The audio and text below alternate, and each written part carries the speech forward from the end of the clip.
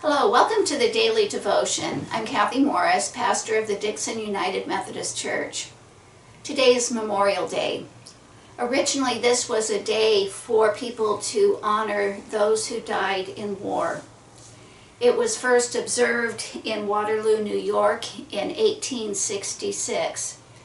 Since that time, communities across the country have taken this as an opportunity to honor those who died in battle, but also to honor those who have served our nation in the military. For many families, this is a time to remember their family members and friends who have died, and they'll go to their grave sites and clean and decorate them. As I was preparing for this devotion, the news of the school shooting in Texas was just coming through. To learn that there were 19 children and 2 staff members who were killed is just devastating, and it's impossible for us to imagine the grief and devastation being experienced by their families, their friends, their co-workers, their community. There really are no words to express our feelings, just an overwhelming sense of sorrow. In biblical tradition, we have expressions of deep sorrow in what we call lamentation. Laments are found in the prophets and also in the Psalms. The gospel writer Matthew quotes a lament that we find in the prophet Jeremiah. The prophet Jeremiah was responding to the attacks and the destruction of Israel by the Assyrians and also Judah by the Babylonians. Matthew quotes Jeremiah in response to Herod's massacre of the children in Bethlehem at the time of Jesus' birth. A voice was heard in Ramah, wailing and loud lamentation, Rachel weeping for her children. She refused to be consoled because they are no more.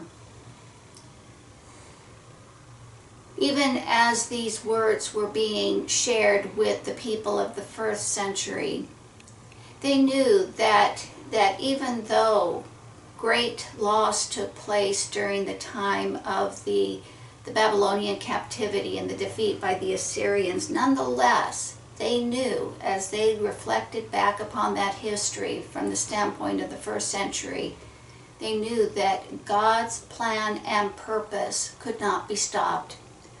God's redeeming work continued, and there was new life and hope. God's power is unstoppable.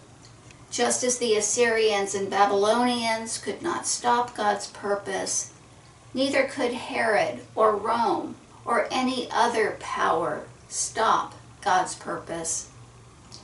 Lamentation expresses our deepest grief. It brings us to our knees. And yet it is there on our knees that we are embraced. We are met and embraced by God.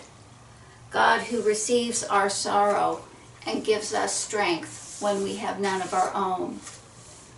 I was recently introduced to a prayer exercise, and I think it is one that may be helpful to us at this time. Prayer exercise involves holding a cross in your hand, and as you hold the cross, to repeat the words of Psalm 63 verse 8, and you repeat these words multiple times. I cling to you, and your hand keeps me safe. I cling to you, and your hand keeps me safe.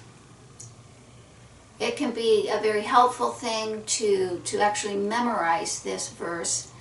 Not only can it help us during this moment of sorrow, but really any time in which we are feeling as though the forces of this world are threatening our well-being and peace.